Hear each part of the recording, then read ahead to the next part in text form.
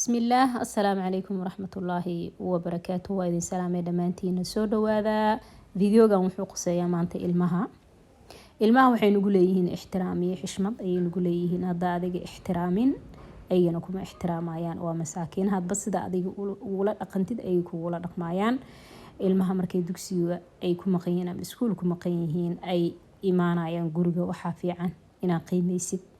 oo wax alla wixii ilaahay ku dhiibo ama ilaahay iyagu calfo u sameeysid u diyaarisid miiska u saartid adhaada ilmihiisa soo socdo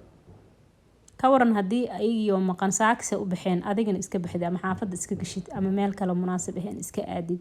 ilmihiisa oo intaas oo saacadood ka maqnaa waxay ku imaanayaan waxay ku maqnaayeen aadan ogeen oo guriga markay imaadaan ay ku raadiyaan hooyo aaw ma joogto intee aadan ma joogto banaanka iska fariistaan ama meelahaas darbiga iska fariistaan taas ixtiraam ma aha sharafna ma ahan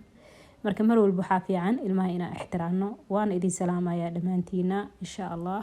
inta hooyadood dhimatay Allah u naxariisto inta u joogtana Allah u barakeeyo cimri dheer ha u siiyo waa idin salaamayaa soo dhawaada